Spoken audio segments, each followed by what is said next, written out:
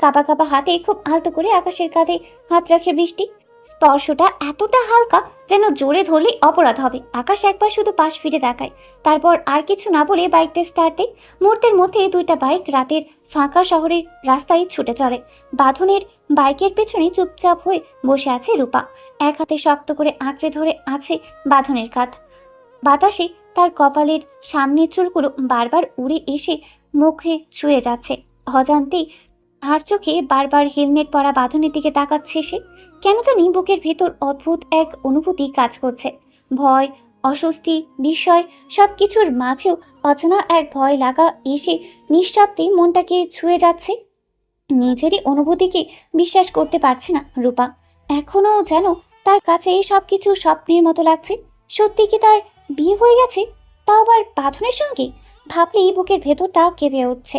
কিছু দূর যাওয়ার পর আকাশ নিজের বাইকটা বাঁধনের সমান্তরালে এনে ঘাড় ঘুরিয়ে তার দিকে তাকায়। স্বাভাবিক কণ্ঠে বলে, সারাদিন তো ঠিক মতো কিছু খাওয়াই হয়নি। চল আগে একটা রেস্টুরেন্টে যাই, কিছু খেয়ে তারপর যেখানে যাওয়ার যাবি। বাঁধন কোনো উত্তর দেয় না, শুধু সামান্য মাথা নেড়ে সম্মতি জানিয়ে বাইকের গতি ঘুরে শহরের একটি অভিজাত রেস্টুরেন্টের সামনে এসে থামে। তার পেছনের আকাশও বাইক থামায়। চারজনই ভেতরে ঢুকে নীরবে যার যার মতো হালকা কিছু খেয়ে নেয়। পুরো সময়টাতেই রূপা প্রায় মাথা নিচু করেই বসে থাকে। মাঝে মাঝে শুধু চোখ তুলে বাথরুমের দিকে তাকায়, আবার দ্রুত দৃষ্টি সরিয়ে ফেলে। খাওয়া শেষ করে সবাই রেস্টুরেন্টের বাইরে বেরিয়ে আসে। চারপাশে তখন রাত আরো গভীর হয়েছে। রূপা কিছুক্ষণ ইতস্ত করে দাঁড়িয়ে থাকে, তারপর ধীর পায়ে বাথনের কাছে এসে দ্বিধাভরা কণ্ঠে বলে, এত রাতে আমি আপনার সঙ্গে কোথাও যাব না। বাঁধন কোনো উত্তর না দিয়ে পকেট থেকে ফোনটা বের করে। স্ক্রিনে কয়েকবার আঙ্গুল চালিয়ে কি যেন দেখে, তারপর নির্বিকার মুখে একেবারে নির্লিপ্ত কণ্ঠে বলে, জাহান্নামে যাবি আমার সঙ্গে। বাঁধনের রুক্ষ উত্তরে অপ্রস্তুত হয়ে যায় রূপা। ব্রু কুচকে লোকটার দিকে তাকায়, মনে মনে বিরক্তি জমে ওঠে। লোকটা এমন কেন? একটু ভালো করে কথা বললে কি খুব ক্ষতি হয়ে যাবে? আকাশ কয়েক পা এগিয়ে এসে বাঁধনের দিকে তাকিয়ে স্বাভাবিক কণ্ঠে জিজ্ঞেস করে। কি ভাবলি, এখন কোথায় যাবি? বাঁধন এক মুহূর্ত সময় নেয় না, সংক্ষিপ্ত নির্লিপ্ত কণ্ঠে বলে, রিসোর্টে। কথাটা কানে যেতেই রূপার চোখ বিস্ফোরিত হয়ে যায়। সে প্রায় লাফিয়ে ওঠার মতো করে বলে, কি রিসোর্ট? না, আমি মরে গেলেও আপনার সঙ্গে রিসোর্টে যাব না। বাঁধন ধীরে ধীরে মুখ ফিরিয়ে রূপার দিকে তাকায়। চোখ দুটো অস্বাভাবিক রকম শান্ত, কিন্তু সেই শান্তির আড়ালেই লুকিয়ে আছে কঠিন সতর্কতা। চাপা কণ্ঠে বলে, চুপ করে দাঁড়িয়ে থাকবি নাকি তুলে আছাড় মারবো? বাঁধন কণ্ঠের কঠোরতায় রূপা থমকে যায়, ঠোঁট কামড়ে চুপ করে দাঁড়িয়ে থাকে। বৃষ্টি আস্তে করে রূপার কাছে এগিয়ে আসে, চারপাশে একবার তাকিয়ে খুব নিচু স্বরে তার কানের কাছে ফিসফিস করে বলে, চুপ থাক, ভাইয়ের মুড একদম অফ। দেখছিস না মুখটা কেমন সিরিয়াস হয়ে আছে? রূপা মুখ ফুলিয়ে খুব আস্তে স্বরে জবাব দেয়, আমি তো সব সময়ই ওনাকে এমন গম্ভীর দেখি, মনে হয় লোকটা হাসতেই জানে না। বৃষ্টি হালকা দীর্ঘশ্বাস ফেলে আবার ফিসফিস করে বলে, জানি কিন্তু খুব কম, তাই প্লিজ এখন আর কিছু বলিস না, না হলে আবার ধমক খাবি। তারপর আর কোনো কথা হয় না। রূপা আর বৃষ্টি চুপচাপ পাশাপাশি দাঁড়িয়ে থাকে। এদিকে বাদুর আর আকাশ একটু দূরে সরে গিয়ে নিচু স্বরে কিছুক্ষণ নিজেদের মধ্যে কথা বলে। কথাবার্তা শেষ করেই হতে দুজন একে অপরের দিকে তাকিয়ে মাথা নাড়ে। আকাশ নিজের বাইকের কাছে গিয়ে হেলমেট পরে বৃষ্টির দিকে তাকিয়ে শান্ত কণ্ঠে বলে, আসো। বৃষ্টি একবার রূপার দিকে তাকায়, চোখে মুখে উদ্বিগ্ন স্পষ্ট। ধীরে ধীরে এগিয়ে এসে তার দুই হাত ধরে মৃদু স্বরে বলে, ভয় পাস না রূপা, কিছু হবে না ইনশাল্লাহ। আমি যাই, কলেজে দেখা হবে। আর প্লিজ একদম ভয় পাবি না, ঠিক আছে? রূপা কিছু বলতে পারে না, শুধু নিঃশব্দেই মাথা নেড়ে পরক্ষণেই বৃষ্টি রূপাকে শক্ত করে জড়িয়ে ধরে। রূপাও তাকে আঁকড়ে ধরে কয়েক মুহূর্ত দাঁড়িয়ে থাকে, দুজনের চোখেই অদ্ভুত এক বিষণ্ণতা। অবশেষে বৃষ্টি ধীরে ধীরে সরে আসে। আকাশের বাইকে উঠে বসতেই বাইকটা রাতের অন্ধকার ছিঁড়ে সামনে এগিয়ে যায়। চারপাশ আবার নিস্তব্ধ হয়ে যায়। বাঁধনে নিজের হেলমেটটা পরে বাইকের ওপর উঠে বসে, তারপর একবার রূপার দিকে তাকিয়ে সংক্ষিপ্ত গম্ভীর কণ্ঠে বলে, ওঠ। রূপা অসহায়ের মতো মুখ করে কয়েক সেকেন্ড তাকিয়ে থাকে, তারপর আর কোনো উপায় না দেখে ধীর পায়ে এগিয়ে এসে বাইকের পিছনে উঠে বসে। পরক্ষণে বাঁধন ইঞ্জিন স্টার্ট দেয়, গর্জন তুলে বাইকটা রাতের নির্জন রাস্তা ধরে ছুটতে শুরু করে। কিছু দূর যাওয়ার পর হঠাৎ রাস্তার পাশে আলো ঝলমলে একটা পপকর্নের ভ্যান চোখে পড়ে রূপার। মুহূর্তের মধ্যেই তার চোখ দুটো চকচক করে ওঠে, সব ভয় যেন কয়েক সেকেন্ডের জন্য উধাও হয়ে যায়। সে তাড়াতাড়ি বাঁধনের কাঁধে হাত রেখে উৎসুক কণ্ঠে বলে, এই গাড়ি থামান, আমি পপকর্ন খাবো। বাঁধন বাইকটা রাস্তার পাশে থামিয়ে হেলমেটের ভেতর থেকে বিরক্ত গলায় বলে। এই রাতে আবার পপকর্ন খেতে হবে? রূপা একটুও দমে না, ঠোঁট ফুলিয়ে গভীর কণ্ঠে বলে, হ্যাঁ খাবো, এনে দিন, না হলে এখনই বাইক থেকে নেমে দৌড় দেবো আমি। কথাটা শুনে বাঁধন ধীরে ধীরে বাইক থেকে নেমে দাঁড়ায়। কোনো তাড়াহুড়ো নেই তার ভঙ্গিতে। হেলমেট খুলে কয়েক সেকেন্ড রূপার দিকে তাকিয়ে থাকে, তারপর নিজের হেলমেটটা আলতো করে রূপার মাথায় পরিয়ে দেয়। হেলমেটের স্ট্যাপ ঠিক করতে করতে নিচু স্থির কণ্ঠে বলে। বানানোর থ্রেড দিচ্ছিস? রূপা চোখ ফিরিয়ে নেয়। বাঁধন মৃদু হেসে মাথা নেড়ে বলে, একটা কথা ভালো করে শোনো রাখো মিসেস, পৃথিবীর সবার কাছ থেকে পালাতে পারলেও এই জাওয়াদ অধীর বাঁধনের কাছ থেকে পালাতে পারবে না। একটু থামে সে, তারপর ধীরে ধীরে ঝুঁকে রূপার কানের কাছে মুখ নিয়ে যায়। কণ্ঠস্বর আরো নিচু হয়ে আসে। তোকে আমি লোহার কাছে বন্দি করবো না, এবং কি সোনার কাছেতেও না। রূপার বুকের ভেতরটা অকারণেই ধক করে ওঠে। বাঁধন ফিসফিস করে বলে, তোকে আমি ভালোবাসার কাছে বন্দি করব, এতটা গভীর ভালোবাসা দেবো যে তুই সে ভালোবাসাতে ডুবে যাবি, আর তখন সে ভালোবাসা ছাড়া এক মুহূর্ত থাকতে পারবি না। Mark my word. কথাগুলো বলেই আর একবারও পিছনে না তাকিয়ে বাঁধন পপকর্নের ভ্যানের দিকে হাঁটতে শুরু করে। রূপা স্থির হয়ে বসে থাকে, মনে হয় কথাগুলো যেন কানের ভেতর নয়, সোজা বুকের ভেতরে গিয়ে আঘাত করেছে। অজানা এক শিহরণ সারা শরীরে ছড়িয়ে পড়ে। বুকের ভেতর ধুকপুক শব্দটা অস্বাভাবিক দ্রুত হয়ে ওঠে। কেন এমন হচ্ছে? প্রশ্নটা উত্তর রূপার নিজের কাছেও নেই। কয়েক মিনিট পর বাঁধন এক প্যাকেট গরম গরম পপকর্ন কিনে এনে রূপার হাতে ধরিয়ে দেয়। পপকর্নটা হাতে নিয়ে রূপা মুখ বাঁকিয়ে বলে, চলন্ত বাইকে বসে আমি পপকর্ন খেতে পারবো না, তার চেয়ে একটু দূরে কোথাও দাঁড়ান। বাঁধন বিরক্তিতে চোখ বন্ধ করে একবার গভীর নিঃশ্বাস ফেলে, তারপর দাঁতে দাঁত চেপে কোনো কথা না বলে আবার বাইক স্টার্ট দেয়। কিছুদূর গিয়ে নির্জন ফাঁকা একটা রাস্তার পাশে বাইক থামায় সে। বাইক থামাতেই রূপা মাথা থেকে হেলমেট খুলে ক্যান্ডিটাকে আলতো করে বাঁধনের কোলে বসিয়ে দেয়। তারপর নিজেও বাইকের সিটে দুই পা একপাশে ঝুলিয়ে বেশ আয়েশ করে বসে পপকর্ন খেতে শুরু করে। বাঁধন অসহায়ের মতো একবার আকাশের দিকে তাকিয়ে দীর্ঘশ্বাস ফেলে, তারপর বাইকের গায়ে হেলান দিয়ে দাঁড়ায়। এক হাত পকেটে, অন্য হাতে ক্যান্ডিকে সামনে রাখে। ক্যান্ডি নিশ্চুপ হয়ে তার কোলেই বসে আছে, আর ঠিক পাশেই বসে থাকা অষ্টাদশী মেয়েটা যেন নিজের আলাদা এক জগতে ডুবে আছে। এক মনে পপকর্ন খাচ্ছে সে। খয়েরি লিপস্টিক ছোঁয়া ছোট্ট ওষ্ঠজোড়া কখনো গোল করে উঠছে, কখনো আবার আলতো করে নড়ে উঠছে। মাঝে মাঝে খেতে খেতে অজান্তে এই গাল দুটো হালকা ফুলিয়ে ফেলছে। রাতের আবছা আলো, ফাঁকা রাস্তার নিস্তব্ধতা আর গাঢ় নীল বেনারসি শাড়ির আভায় রূপাকে আজ অদ্ভুত রকমের মোহময় লাগছে। বাঁধনের দৃষ্টি ধীরে ধীরে স্থির হয়ে যায়। তার মুখে কি এক অদৃশ্য ঘোর যেন তাকে আটকিয়ে রাখে। চোখ সরাতে চেয়েও সরাতে পারে না সে। রাত তখন প্রায় 12টা ছুঁই ছুঁই। ব্যস্ত শহরটাও ধীরে ধীরে নিস্তব্ধ হয়ে এসেছে। দূরের স্ট্রিট লাইটগুলোর আলোতে হলুদে আলো কালো পিচঢালা রাস্তা জুড়ে ছড়িয়ে পড়ে এক অদ্ভুত শান্ত পরিবেশ তৈরি করেছে। পপকর্নের শেষ দানাটাও মুখে নিয়ে রূপা বড় করে একটা হাই তুলে বাঁধনের দিকে তাকিয়ে বলে, চলুন না একটু হাঁটি। বাঁধন ভ্রু কুচকে বিরক্ত কণ্ঠে বলে, হিউ, রূপ, ফার্স্ট টাইমে করছিস? অনেক রাত হয়েছে, চুপ চুপ বাইকে ওঠ। রূপা কোনো উত্তর না দিয়ে ধপ করে বাইক থেকে নেমে পড়ে। যাব না আমি। আপনার লজ্জা করে না? একটা মেয়েকে নিয়ে মাঝরাতে রিসোর্টে যাচ্ছেন আপনি? বাঁধনের চোয়াল শক্ত হয়ে ওঠে, সংযত কঠিন কণ্ঠে বলে, তর্ক করার মোডে আমি নেই, গুড গার্লের মতো বাইকে ওঠ। রূপা এবারও কথা শোনে না, মুখ ঘুরিয়ে কয়েক কদম হেঁটে যায়। বাঁধনও তার পিছু নেয়। রাস্তা একেবারে ফাঁকা দেখে রূপা আচমকায় রাস্তার মাঝেই ধপ করে বসে পড়ে। বাঁধন কপালে হাত ঠেকিয়ে অবিশ্বাসের দৃষ্টিতে তাকায়। এখানে বসলি কেন? রূপা কোনো জবাব না দিয়ে উঠে দাঁড়িয়ে বাঁধনের কোল থেকে ক্যান্ডিকে নিয়ে আবার আগের জায়গাতেই বসে পড়ে। গাল দুটো ফুলিয়ে গম্ভীর মুখেই বলে, আমি আপনার সাথে একসঙ্গে রিসোর্টেও যাব না। বলে ক্যান্ডিকে কোলে নিয়ে মুখ ঘুরিয়ে বসে থাকে। বাঁধন ভিতরে ভিতরে বিরক্ত হলেও সেটা প্রকাশ করে না। ধীরে ধীরে এগিয়ে এসে রূপার পাশেই ধপ করে বসে পড়ে। একবার আর চোখে বাঁধনের দিকে তাকাতেই আবার মুখ ফিরিয়ে নেয় রূপা। বাঁধনের চোখে এবার অদ্ভুত এক কোমলতা নেমে আসে। গাল ফুলিয়ে বসে থাকা মেয়েটাকে দেখে হাসি চেপে রাখতে পারছে না। হালকা মজা করে বলে, কি ব্যাপার, রুটির মতো গাল ফুলিয়ে বসে আছিস কেন? রূপা একই ভঙ্গিতে গম্ভীর গলায় বলে। বলেছি তো আমি আপনার সঙ্গে যাব না।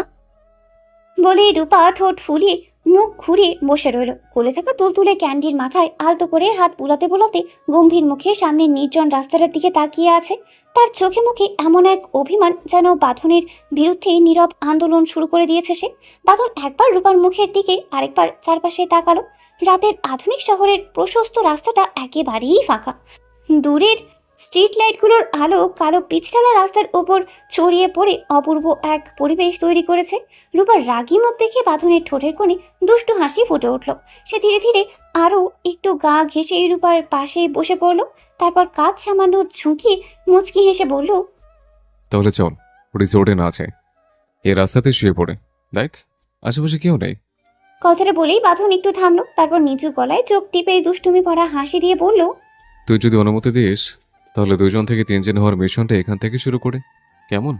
কথাটা শুনে রূপা ধীরে ধীরে মুখ ঘুরিয়ে আর চোখে বাঁধনের দিকে তাকালো। কয়েক সেকেন্ড ওর মুখের দিকে স্থির দৃষ্টিতে তাকিয়ে থেকে অবশেষে বিড়বিড় করে বলল, আপনার দ্বারা এইসব বলাই সম্ভব। কি পরিমাণ নির্লজ্জ হলে একজন মানুষ নিজের বাবাকেও শ্বশুর বলে ডাকে। রূপার বিড়বিড় করে বলা কথাগুলো স্পষ্ট শুনতে পেল বাঁধন, কিন্তু ও রাগ না করে উল্টো দুষ্টু একটা হাসি দিল। তারপর রূপার ফুলে থাকা গালের দিকে মুগ্ধ হয়ে তাকিয়ে হালকা সুরে গিয়ে উঠল, আমি ফুল ছিঁড়ে ভুল করেছি, কাটার আঘাত পেয়েছি, সে ব্যথা ভুলেছি তোমার। খুশি যখন দেখেছি, ও আমি একটা গানও লিখেছি, সেই গানের সুর বেঁধেছে, সেই সুরে ভাসিয়ে তোমার মনের দখল নিয়েছে। রূপা থমকে যায়। বাঁধনের গুনগুন আর গাওয়া সুরটা যেন কয়েক মুহূর্তের জন্য চারপাশের সমস্ত নীরবতাকে ছাপিয়ে যায়। বিস্ময়ে তার চোখ দুটো বড় হয়ে ওঠে। লোকটা গানও গাইতে পারে? বিশ্বাসই হতে চায় না তার। অজান্তেই বারবার আর চোখে বাঁধনের দিকে তাকায় সে। কিছুক্ষণ আগেও যে মানুষটা আগুনের মতো রাগে ফুঁসছিল, সে মানুষটার কণ্ঠে এখন অদ্ভুত এক কোমলতা। রূপা নিজের ভাবনায় ডুবে থাকতেই বাঁধন ধীরে ধীরে তার দিকে আরও ঘেঁষে আসে। কোনো কথা না বলে আলতো করে মাথাটা রূপার কাঁধে রেখে দেয়। ঘুম জড়ানো ক্লান্ত কণ্ঠে ফিসফিস করে বলি, রূপ, আর জেদ করিস না প্লিজ, চল, আমি ভীষণ ক্লান্ত, মাথাটা ফেটে যাচ্ছে। একটু থেমে গভীর নিঃশ্বাস নিয়ে আবার বলে, আই প্রমিস, তোকে আমি কিচ্ছু করবো না। 30 বছর নিজেকে কন্ট্রোল করতে পেরেছি, দরকার হলে আরো 30 বছর পারবো। I can wait, so please চল। বাঁধনের কণ্ঠে আজ প্রথমবার কোনো জেদ নেই, কোনো হুকুম নেই, আছে শুধু ক্লান্তি আর একরাশ আন্তরিকতা। রূপার বুকের ভেতরটা কেমন যেন মোচড়তে ওঠে।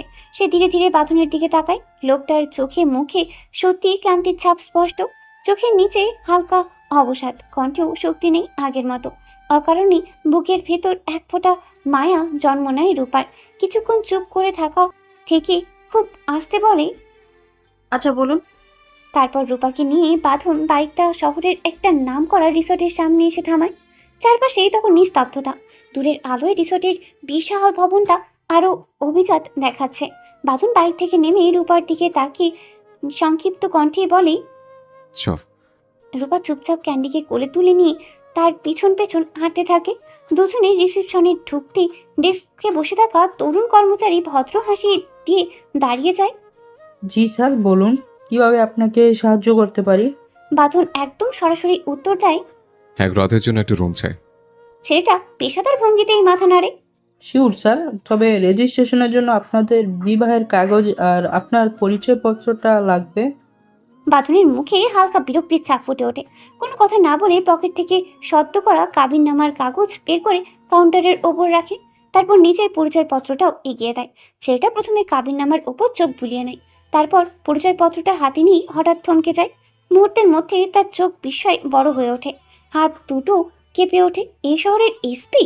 সে তড়িঘড়ি করে সোজা হয়ে দাঁড়িয়ে পড়ে। সরি স্যার, আমি আমি আপনাকে চিনতে পারিনি, ভুল হয়ে গেছে স্যার। বাঁধনের নির্বিকার দৃষ্টিতে তার দিকে তাকিয়ে শান্ত অথচ গম্ভীর কণ্ঠে বলে, এতবার সরি বলার দরকার নেই, আপনি আপনার দায়িত্ব পালন করেছেন, ব্যাস। সো রিল্যাক্স, এখন রুমের ব্যবস্থা করুন। বাঁধনের কথায় ছেলেটা স্বস্তির নিঃশ্বাস ফেলে। তারপর দ্রুত কম্পিউটারে প্রয়োজনীয় তথ্য এন্ট্রি করতে শুরু করে। অতঃপর রিসেপশনের আনুষ্ঠানিকতা শেষ করে দুজনকে একটি রুমে বুঝিয়ে দেওয়া হলো। রুমটি ঢুকেই বাদন কোনো কথা না বলে সোজা ওয়াশরুমে চলে গেল, আর রূপা ধীরে ধীরে চারপাশে চোখ বুলাতে লাগলো। এমন বিলাসবহুল রুমে সে আগে কখনো আসেনি। থপথপে সাদা দেয়াল, নরম হলুদে আলোর ছটা, দেয়াল জুড়ে নান্দনীয় পেন্টিং, পরিপাটি আসবাবপত্র সব মিলিয়ে যেন ছবির মতো সুন্দর পরিবেশ। বিস্ময়ে তার চোখ দুটো বড় হয়ে যায়। মুগ্ধ দৃষ্টিতে আশেপাশে চারপাশটা দেখতেই থাকে সে। কয়েক মিনিট পর ওয়াশরুমের দরজা খুলে বেরিয়ে আসে বাঁধন। ফ্রেশ হয়ে এলেও চোখে মুখে ক্লান্তির ছাপ এখনও স্পষ্ট। রূপার দিকে তাকাতেই তার দৃষ্টি আটকে যায়। ভারী বেনারসি গয়না আর বউ সাজে এখনও একইভাবে দাঁড়িয়ে আছে মেয়েটা। বাঁধন মনে মনে বুঝতে পারে এই ভারী পোশাকে সারা রাত থাকা তো দূরের কথা, কয়েক ঘন্টা থাকাও কষ্টকর হবে। ঠিক তখনই দরজায় মৃদু টোকা পড়ে। বাঁধন এগিয়ে গিয়ে দরজা খুলতে রিসর্টের এক নারী কর্মচারী ভিতরে প্রবেশ করেন। তার হাতে একটি ট্রে, সেখানেই কিছু শুকনো খাবার আর পানির বোতল রাখা। সেটা টেবিলের উপর রেখে ভদ্রভাবে বলেন, স্যার, এগুলো আপনাদের জন্য। মানে একটা কথা, অর্ডারের ভেতর কিছু নতুন শাড়ি রাখা আছে, ম্যাডামের প্রয়োজন হলে ব্যবহার করতে পারবেন। বাঁধন মাথা নেড়ে ধন্যবাদ জানায়। ওকে, থ্যাংক ইউ। নারী কর্মচারী বিনীত হাসি দিয়ে রুম থেকে বেরিয়ে যান। বাঁধন ওয়ার্ড্রোবে খুলে দেখে সেখানে বিভিন্ন রঙের হালকা আরামদায়ক কয়েকটি নতুন শাড়ি সুন্দর করে ভাঁজ করে রাখা। সেখান থেকে হালকা নীল রঙের একটি জর্জেট শাড়ি বের করে রূপার দিকে বাড়িয়ে দিয়ে শান্ত কণ্ঠে বলে, এই নে, এত ভারী বেনারসি পরে থাকা কষ্ট হবে, ফ্রেশ হয়ে এটা পরে আয়, এতে আরাম লাগবে। রূপা মাথা নিচু করে আঙ্গুল মোচড়াতে মোচড়াতে লাজুক অসহায় কণ্ঠে বলে, আমি আমি তো শাড়ি পরতে জানি না, এটা কিভাবে পরবো? কথাটা শুনে বিপদে পড়ে যায় বাঁধন। এই মাঝরাতে এখন কাকে দিয়ে শাড়ি পরাবে? কয়েক সেকেন্ড ভেবেই হঠাৎ তার মাথায় একটা বুদ্ধি খেলে যায়। তড়িঘড়ি করে ফোন বের করে শাড়ি পরার একটা ভিডিও চালু করলো। তারপর রূপার হাত থেকে ক্যান্ডিকে নিজের কোলে নিয়ে ফোনটা তার দিকে বাড়িয়ে দিয়ে খানিকটা আদেশের সুরেই বলল, এই নে, ভিডিও দেখিয়ে পড়ে আয়। আর হ্যাঁ, ফাস্ট, আমার ধৈর্য কিন্তু খুব একটা ভালো না। রূপা কাঁপা কাঁপা হাতে ফোনটা নিল। এরপর বাঁধনের দিকে তাকালো। তারপর শাড়িটা বুকে জড়িয়ে চুপচাপ ওয়াশরুমে ঢুকে দরজাটা ভেতর থেকে আটকে দিল। বাঁধন ক্যান্ডিকে কোলে নিয়ে বারান্দায় গিয়ে দাঁড়ালো। রাতের শীতল বাতাস তার এলোমেলো চুল ছুঁয়ে বয়ে যাচ্ছে। সারা দিনের ক্লান্তিতে চোখ দুটো ভারী হয়ে এসেছে। প্রায় 20 মিনিট পর ওয়াশরুমের দরজা খোলার শব্দে সে ধীরে ধীরে ভিতরে এলো। সামনে তাকাতেই জায়গাতেই থমকে দাঁড়ায় গেল। রূপা শাড়ি পরে দাঁড়িয়ে আছে ঠিকই, কিন্তু দেখে মনে হচ্ছে শাড়িটা যেন কোনো রকমে শরীরের সঙ্গে ঝুলিয়ে রেখেছে। কুচিগুলো এত লম্বা হয়ে আছে যে 2 পা হাঁটলেই পায়ে জড়িয়ে যাবে। এতক্ষণে আঁচলটাও একদিকে বেঁকে আছে। বাঁধনের দৃষ্টি নিজের উপর স্থির দেখে রূপা অস্বস্তিতে ঠোঁট কামড়ে নিচু স্বরে বলে, ওভাবে তাকিয়ে থাকবেন না। আমি তো আগেই বলেছিলাম শাড়ি পরতে পারি না আমি। কোনো রকমের ভিডিও দেখে পরে নিয়েছি। বাঁধন কোনো উত্তর দিল না। ক্যান্ডিকে বিছানার উপর আলতো করে বসে ধীর পায়ে রূপার সামনে এসে দাঁড়ালো। যেই না শাড়ির কুচিগুলো ঠিক করতে হাত বাড়িয়েছে, অমনি রূপা 2 পা পিছিয়ে গিয়ে শাড়িটা বুকের সাথে শক্ত করে চেপে ধরে চোখ বড় বড় করে বলে উঠল, এ কি করছেন? একদম ছোবেন না, একদম কাছে আসবেন না আমার। আগে থেকে বলে দিচ্ছি, ছোবেন না আমায়। আপনি নিজে প্রমিস করেছিলেন কিছু করবেন না। বাঁধন বিরক্তিতে চোখ বন্ধ করে একবার গভীর নিঃশ্বাস ফেলো। তারপর কপালে হাত ঠেকিয়ে বলে উঠল, ইয়া আল্লাহ, আরে বেয়াদব মেয়ে, রোমান্স করতে আসেনি। এভাবে শাড়ি পরে থাকলে 5 মিনিট পরেই করে যাবে। এদিকে আয়, ভিডিও দেখে দেখে ঠিক করে পড়িয়ে দিচ্ছে। রূপা যেদিন মুখে মাথা নাড়িয়ে আবারও এক কদম পিছিয়ে গেল। না মানে না, খুললে খুলবে, সেটা আমি সামলাবো। আপনাকে আমাকে শাড়ি পরিয়ে দিতে হবে না। বাঁধন কয়েক মুহূর্ত তার দিকে তাকিয়ে রইল। তারপর ঠোঁট বাঁকিয়ে অসহায়ের মতো হেসে বলল, ওকে, অ্যাজ ইউ উইশ। পরে যদি শাড়ি খুলে গিয়ে মাঝরাতে কান্নাকাটি করিস, তখন কিন্তু আমার কাছে আসবি না, আগে ওয়ার্নিং দিয়ে রাখলাম। কথাটা বলেই বিরক্তভাবে নিজের গা থেকে পাঞ্জাবিটা খুলে এক ঝটকায় সোফার উপর ছুঁড়ে মারল। তারপর জুতা খোলারও ধৈর্য দেখালো না। জুতা পরা অবস্থাতেই ধপ করে বিছানায় শুয়ে পড়ল। ছাদের দিকে তাকিয়ে বিড়বিড় করে বলল, এই মেয়েটা আমাকে সত্যিই পাগল বানিয়ে ছাড়বে। হুট করে বাঁধনকে খালি গায়ে দেখে রূপা দ্রুত 2 চোখ বন্ধ করে নিল। সে চোখ বন্ধ রেখে আড়ষ্ট কণ্ঠে বলল, এই, আপনি এভাবে খালি গায়ে শুয়ে পড়লেন কেন? বালিশে মুখ গুজে রেখে একটা রহস্যময় হাসি দিল বাঁধন। তার কণ্ঠস্বরে এক ধরনের চাপা। রূপাকে সঙ্গে নিয়ে এক হোক পুরুষালী অধিকার। সে বালিশে মুখ রেখে বলে উঠল, তোর সাথে রোমান্স করব, তাই বিছানায় আয়, খালি দেখাচ্ছে মজা। রূপার গলায় কান্নার সুর, কাঁদো কাঁদো মুখে এসে প্রতিবাদ করে উঠল। আপনি বলেছিলেন আমাকে কিছু করবেন না, তবে এখন এসব কেন বলছেন আপনি? বাঁধনের মাথায় যেন আগুন জ্বলছে। ও কি রূপাকে বিয়ে করলো নাকি কোনো পাগলকে? ফুসফুস করে জোর শ্বাসে টেনে সে বিছানা থেকে উঠে দাঁড়ালো। তার প্রতিটি পদক্ষেপে এক ধরনের বন্যতা। অদ্ভুত এক রোমাঞ্চ ভঙ্গিতে সে রূপার দিকে এগোতে এগোতে নিচু স্বরে বলল, মিথ্যা বলেছিলাম তোকে রুমে আনার জন্য, এখন সে মিথ্যাই সত্যি করব। আজ তোকে আস্ত গিলে খাবো, দেখি কে তোকে আমার হাত থেকে বাঁচায়। কাছে সুইটহার্ট। রূপা ভয়ে কাঁপছে, পায়ের তলায় মাটি যেন সরে যাচ্ছে। সে পিছাতে পিছাতে আতঙ্কিত গলায় বলল, দেখুন, ভালো হবে না, কিন্তু আমার কাছে আসবেন না, একদম খুব খারাপ হয়ে যাবে। পিছাতে পিছাতে রূপার পিঠ গিয়ে ঠেকল শক্ত দেয়ালে। পালানোর আর কোনো পথ নেই। ঠিক সেই মুহূর্তে ঝড়ের গতিতে এগিয়ে এলো বাঁধন। তার দুই হাতের মাঝখানে রূপাকে আবদ্ধ করে ফেলল সে। খালি গায়ে বাঁধনের বুকের উত্তাপ আর তার শরীর থেকে ভেসে আসা পুরুষালী ঘ্রাণ, ঘামের তীব্র গন্ধ সরাসরি রূপার নাকে গিয়ে ধাক্কা দিল। রূপার শরীরটা যেন মুহূর্তে অবশ হতে শুরু করলো। সে চোখ জোড়া আরও শক্ত করে বন্ধ করে ফেলল, যেন বাইরের পৃথিবীটাকে পুরোপুরি আড়াল করতে চায়। বাঁধন রূপার কানের কাছে মুখটা নামিয়ে আনলো। তার নিঃশ্বাসের উষ্ণতা রূপার ঘাড় ছুঁয়ে যাচ্ছে। নেশাক্ত কণ্ঠে ফিসফিস করে বলল, কিছু করার আগে যে অবস্থা তোর, তাহলে সত্যি সত্যি যদি কিছু করে ফেলে তখন তোকে তো খুঁজে পাওয়া যাবে না। রূপা দিশাহারা হয়ে নিজের হাত দিয়ে বাঁধনের বুকে ধাক্কা দিতে লাগলো। চোখ বন্ধ অবস্থাতেই আর্তনাদ করে বলল, প্লিজ দয়া করে দূরে সরে যান, আমি বলছি তো দূরে সরুন। রূপার সারা শরীর কাঁপছে। বাঁধনের শরীরের পুরুষালী গন্ধে তার মস্তিষ্ক যেন কাজ করা বন্ধ করে দিয়েছে। বাঁধন স্থির দৃষ্টিতে তাকিয়ে রইল রমণীর দিকে। মেয়েটাকে এই অসহায় কম্পমান অবস্থায় দেখে বাঁধনের নিজেকেই কেমন জানি বেসমাল মনে হচ্ছে। নিজের ওপর নিয়ন্ত্রণ ধরে রাখাটাই এখন তার কাছে কঠিন হয়ে পড়েছে। শয়তানি হাসি দিয়ে বলল, রিল্যাক্স না, কিছু করে নে, শাড়ি খুলে যাবে, তখন কিন্তু আমার দোষ দিতে পারবি না। পুরুষটার ফিসফিসানি কণ্ঠস্বরে সর্বাঙ্গ নিথর হয়ে আসে অষ্টাদশীর। দুই হাতে পুরুষটির উদাম বুক সরাতে চাইলেও শরীর যেন বেইমানি করে। হাতগুলো আড়ষ্ট হয়ে পড়ে থাকে। দীর্ঘ চোখের পাপড়িগুলো থরথর করে কাঁপছে। তীর তীর করে কেঁপে উঠছে ওষ্ঠাধর। এই শুষ্ক কম্পনটুকু এড়ায় না বাঁধনের। তার নেশাতুর চোখে দৃষ্টি স্থির হয়ে যায় অষ্টাদশীর কাপা ঠোঁট দুটোর ওপর। নিজেকে আর বশ মানাতে পারে না সে। ধীরে ধীরে ঝুঁকে পড়ে রমণীটির ওষ্ঠা চোরার দিকে। ঠিক যখনই ঠোঁটের ঠোঁট ছোঁয়াবে, তখনই বাঁধনের ঠোঁটে নিজের বুড়ো আঙ্গুল চেপে ধরে অষ্টাদশী আলতো করে চোখ জোড়া খুলে তাকায় বাঁধনের আদিম নিশাতুর পুরুষালী চোখের দিকে। কাঁপা কাঁপা গলায় আর্তস্বরে শুধায়, কি করছেন? ঠিক মুখের উপর নিজের উত্তপ্ত নিঃশ্বাস ফেলে বাঁধন ফিসফিস করে বলল, রোম্যান্স করছে। শরীর জুড়ে অদ্ভুত এক শিহরণ বয়ে যায় অষ্টাদশীর। শির তারা দিয়ে যেন কারেন্ট খেলে যায়। অসহায় কণ্ঠে আবার আওড়ায়, বলেছিলেন কিছু করবেন না। অষ্টাদশীর আঙ্গুলের উপর আলতো করে একটা মৃদু চুমু খায় বাঁধন। তার চোখের গভীরে অতলে তাকিয়ে নিচু স্বরে বলল, বেশি কিছু করবো না, শুধু হালকা করে একটা চুমু খাবো তোর এই ঠোঁটে। তোর এই কাপা ঠোঁট দুটো যে কি পরিমাণ টানে আমাকে বলে বোঝাতে পারবো না। নিজেকে আর সামনে রাখতে পারল না রূপা। শরীরের শেষ শক্তিটুকুও যেন মুহূর্তেই নিঃশেষ হয়ে যায়। চোখের পাতা ভারী হয়ে আসে। তার পরের মুহূর্তেই জ্ঞান হারিয়ে নিস্তেজ হয়ে ঢলে পড়ে সে। বজ্রগতিতে সরু কোমরে জড়িয়ে ধরে আগলে নেয় বাঁধন। বুকের সঙ্গে শক্ত করে চেপে ধরতেই বিরক্তি আর দুশ্চিন্তায় তার চোয়াল শক্ত হয়ে ওঠে। রাগে ভ্রু কুঁচকে যায়। রূপাকে অনায়াসে করে তুলে বিছানার দিকে এগোতে এগোতে নিচু স্বরে বিড়বিড় করে বলে, জীবনে নিশ্চয়ই কোনো মহাপাপ করেছে, নাহলে এমন চিংড়ি মাছের মতো একঘেয়ে মেয়ের প্রেমে পড়তে হয় আমার। কথাগুলো যতই বিরক্তির শোনাক, তার দুই হাতের যত্নে বিন্দুমাত্র রুক্ষতা নেই। বিছানায় আলতো করে রূপাকে শুইয়ে দেয় বাঁধন। নিস্তেজ মুখটার দিকে এক পলক তাকিয়ে বুকের ভেতর অজানা এক অস্বস্তি খেলে যায়। মেয়েটার শরীরে তখনও ভারী গয়নাগুলো জড়িয়ে আছে। দীর্ঘশ্বাস ফেলে একে একে গলা থেকে ভারী হাড়, কানের দুল, হাত ভর্তি চুড়ি খুলে পাশে রাখে।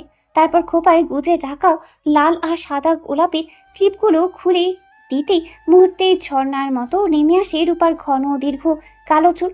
কয়েকটি এলোমেলো গোছা এসে ছুঁয়ে যায় তার গাল। এক মুহূর্তের জন্য স্থির হয়ে যায় বাঁধন। গভীর অদ্ভুত এক দৃষ্টিতে তাকিয়ে থাকে রূপার শান্ত মুখের দিকে। মনে হয় এই নিশ্চুপ মুখটাও যেন হাজারটা কথা বলে ফেলেছে। নিজের অস্থিরতাকে জোর করেই সরিয়ে নেয় সে। ক্যান্ডিকে আলতো করে রূপার পাশে শুয়ে দিয়ে ধীর পায়ে বেলকনিতে এসে দাঁড়ায়। রাতের শীতল বাতাস মুখে এসে লাগে। দূরে শহরের অস্পষ্ট আলো জ্বলছে, অথচ তার ভেতরের অন্ধকার যেন আরো ঘন হয়ে ওঠে। কিছুক্ষণ আগেও শরীর ভেঙে আসা ক্লান্তি ছিল, এখন তার লেশ মাত্র নেই। চোখে ঘুম নেই, মনে শান্তি নেই।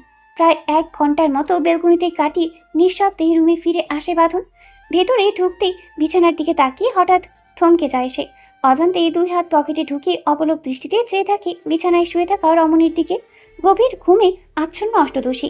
দীর্ঘ রেশমি চুলগুলো বালিশের ওপর সাপের মতো কুণ্ডুলি পাকিয়ে ছড়িয়ে আছে। সে এলোমেলো বিন্যাসের মাঝেও যেন এক অদ্ভুত মায়া লুকিয়ে আছে। ঘুমের ঘোরে অষ্টজোড়া সামান্য ফাঁক হয়ে রয়েছে, যেন কোনো অসমাপ্ত স্বপ্ন নিঃশব্দে তার ঠোঁটের কোণে এসেই থেমে যায়। শান্ত মুখশ্রীর স্নিগ্ধতায় সময় যেন এক মুহূর্তের জন্য স্থির হয়ে গেছে। মনে হচ্ছে কোনো এক রূপকথার ঘুমন্ত পরী মৃত্যুর এক বিছানায় নেমে এসে চারপাশে অদৃশ্য এক মায়াবী আবেশ ছড়িয়ে দিয়েছে। নিথর এই রমণীর দিকে এক দৃষ্টিতে চেয়ে থাকে বাঁধন। তার চোখের গভীরে জমাট বেঁধে বিস্ময়, মুগ্ধতা আর দুর্বা এক আকর্ষণ। পৃথিবীর সব শব্দ যেন এই মুহূর্তে মিলিয়ে গেছে। শুধু শোনা যাচ্ছে রমণীর শান্ত নিঃশ্বাসের মৃদু উঠানামা আর নিজের বুকে উঠে চলা হৃদস্পন্দনের শব্দ। অনেকক্ষণ পর ধীরে ধীরে এসে তার পাশেই শুয়ে পড়ে বাঁধন, কিন্তু ঘুমে যেন আজ তার সঙ্গে বেইমানি করছে। যতই চোখ বন্ধ করে ততই অস্থিরতা বেড়ে যায়। এপাশ ওপাশ করতে করতে শেষমেশ হাল ছেড়ে দিয়ে আলতো টেনে রমণীকে নিজের বুকের মাঝে টেনে নেয়। মুখটা রমণীর গলদেশে ডুবিয়ে দীর্ঘশ্বাসে ভরে নেয় চুলে গুজে থাকা মিষ্টি শ্যাম্পুর সুবাস। সেই স্নিগ্ধ ঘ্রাণে যেন রাতের সমস্ত ক্লান্তি ধীরে ধীরে গলে যেতে থাকে। ঠোঁটের কোণে দুষ্টু এক হাসি ফুটে ওঠে তার। এমন একটা তুলতুলে কোলবালিশ পাশে রেখে আমি কিনা এতক্ষণ ছটফট করছিলাম। আজ থেকে এটা আমার কোলবালিশ। গুড নাইট রূপ। কথাটা বলে রমণীকে আরও একটু শক্ত করে জড়িয়ে ধরে বাঁধন। বুকের ভেতর তার উষ্ণ নিঃশ্বাসের মৃদু ছন্দ, চুলে মিশে থাকা কোমল সুবাস আর নিস্তব্ধ রাত সব মিলিয়ে এক অদ্ভুত প্রশান্তি নেমে আসে তার ভিতরে। কিছুক্ষণ আগেও যে চোখে ঘুমের কোনো চিহ্ন ছিল না, সেই চোখে কখন ধীরে ধীরে ভারী হয়ে আসে তা সে নিজেও বুঝতে পারে না। রমণীর মায়াময় উপস্থিতিকে বুকের মাঝে আগলে রেখে একসময় গভীর ঘুমে তলিয়ে যায় বাঁধন। পরদিন সকালে ধীরে ধীরে ঘুম ভাঙে রূপার। চেতনা ফিরতেই নাকে ভেসে আসে এক মৃদু পুরুষালী ঘ্রাণ। সেই ঘ্রাণের সঙ্গে মিশে আছে অদ্ভুত এক উষ্ণতা। একই সঙ্গে অনুভব করে যেন কোনো শক্তপোক্ত বৃক্ষ তাকে নিজের শিকড়ে নিঃশব্দে আগলে রেখেছে। আস্তে আস্তে চোখ খুলতেই মুহূর্তেই থমকে যায় সে। চোখের সামনে ভেসে ওঠে এক পুরুষের ঘুমন্ত মুখ। মুখ বললে যেন কম বলা হয়, মনে হচ্ছে কোনো রূপকথার রাজপুত্র নিশ্চিন্তে ঘুমিয়ে আছে। নিষ্পাপ শিশুর মতো চোখ দুটো শক্ত করে বন্ধ। নিয়মিত ছন্দে ওঠানামা করছে তার বুক। কপালের ওপর এলোমেলো হয়ে পড়ে থাকা ঘন কালো চুলগুলো তাকে আরও দুর্বার আকর্ষণীয় করে তুলেছে। তীক্ষ্ণ নাক, দৃঢ় চোয়াল, ঘন ভ্রু আর শান্ত মুখায়ব সব মিলিয়ে যেন সৃষ্টিকর্তার বড় যত্ন করে এঁকেছেন এক মানুষটাকে। ঘুমের মধ্যেও মুখ ফুটে আছে এক অদ্ভুত ব্যক্তিত্ব, যা থেকে সহজে চোখ ফেরানো যায় না। রূপা হাঁ করে তাকিয়ে থাকে। একজন পুরুষ এতটা সুদর্শন হতে পারে, এতদিন সে শুধু মানুষের মুখে শুনেছে, কিন্তু মানুষকে একবার দেখলে বারবার দেখতে ইচ্ছে করে। আজ সে কথার সত্যতা নিজের চোখে দেখছে সে। বাঁধনকে না দেখলে হয়তো কোনোদিন বিশ্বাসই করতো না একজন পুরুষও এতটা সুন্দর, এতটা মায়াবী আর একই সঙ্গে এতটা ব্যক্তিত্বময় হতে পারে। মুগ্ধতা কাটাতে না কাটাতেই হঠাৎ নিজের অবস্থানটা টের পায় রূপা। সে বাঁধনের উন্মুক্ত বুকে মাথা রেখে শুয়ে আছে, আর বাঁধন যেন এক অবুঝ শিশুর মতো 2 হাত দিয়ে তাকে শক্ত করে জড়িয়ে নিশ্চিন্তে ঘুমিয়ে আছে। মুহূর্তেই রূপার বুকের ভেতরটা কেঁপে ওঠে। সারা শরীরে অদ্ভুত এক শিহরণ ছড়িয়ে পড়ে। এই জীবনে এই প্রথম কোনো পুরুষের এতটা কাছে সে। বুকের ভেতর হৃদস্পন্দন যেন নিজের নিয়ম ভুলে যায়। নিঃশ্বাসও ভারী হয়ে আসে। খুব সাবধানে বাঁধনের হাত ছড়ানোর চেষ্টা করে রূপা, কিন্তু ঘুমের মধ্যেও তার আলিঙ্গন এতটা দৃঢ় হয়ে যে এক চুলও নড়াতে পারে না। একবার মনে হয় মানুষটার ঘুম ভেঙে দিক, পরক্ষণেই সেই ভাবনা উধাও হয়ে যায়। এত নিষ্পাপ, এত নিশ্চিন্ত, এত ঘুম ভাঙাতে মন সায় দেয় না। শেষমেশ নিচের ঠোঁটটা দাঁত দিয়ে চেপে চুপচাপ অপলক দৃষ্টিতে তাকিয়ে থাকে ঘুমন্ত পুরুষটির মুখের দিকে। বেশ কিছুক্ষণ পর বাঁধন হালকা নড়ে চড়ে ওঠে। মুহূর্তের মধ্যেই রূপা তড়িঘড়ি করে চোখ বন্ধ করে ফেলে, যেন তার ঘুম এখনো ভাঙেনি। ধীরে ধীরে চোখ খুলে বাঁধন সতর্কভাবে রূপাকে ছেড়ে উঠে বসে। ফোনের স্ক্রিনে সময় দেখতেই যেন চমকে ওঠে। দ্রুত তোয়ালেটা হাতে নিয়ে ওয়াশরুমে ঢুকে পড়ে। ওয়াশরুমে দরজা বন্ধ হওয়ার শব্দ পেতেই রূপা আবার চোখ খুলে ধীরে ধীরে উঠে বসে। ঘুমের কারণে তার কোমর ছাড়িয়ে নেমে আসা দীঘল চুলগুলো সম্পূর্ণ এলোমেলো হয়ে গেছে। কালো রেশমের ঢেউ যেন চারিদিকে ছড়িয়ে রয়েছে। পাশে তাকিয়ে দেখে ক্যান্ডি এখনো নিশ্চিন্তে ঘুমিয়ে আছে। মৃদু হাসি ফুটে ওঠে তার ঠোঁটে, কিন্তু বিছানা থেকে নামতে গিয়েই সেই হাসি মিলিয়ে যায়। শাড়ির কুচুগুলো পুরো এলোমেলো হয়ে মেঝের উপর লম্বা হয়ে ছড়িয়ে আছে।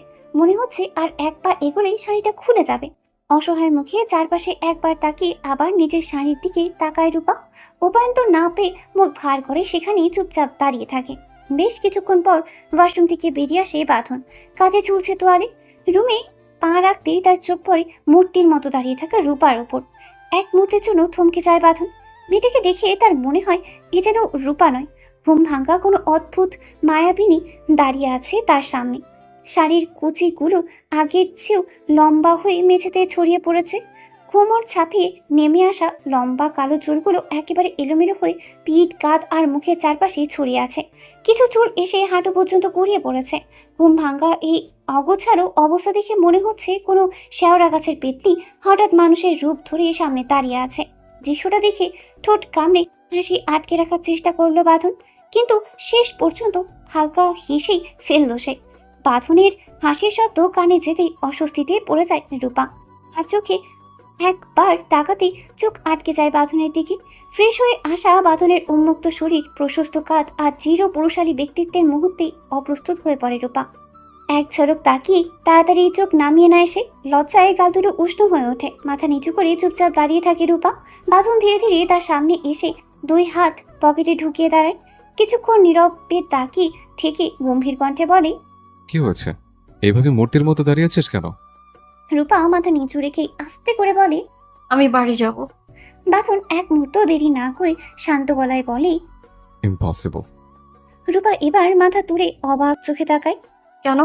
বাঁধনের চোখে গম্ভীর দৃঢ়তা। ধীর কণ্ঠে বলে, আমার বউকে আমি আর ওই বাড়িতে পা রাখতে দেব না। রূপা কিছুক্ষণ চুপ থেকে প্রশ্ন করে। জোর করছেন? বাঁধনের ঠোঁটের কোণে ফুটে ওঠে সেই পরিচিত বাঁকা হাসি। আমি জোর করতে পছন্দ করি।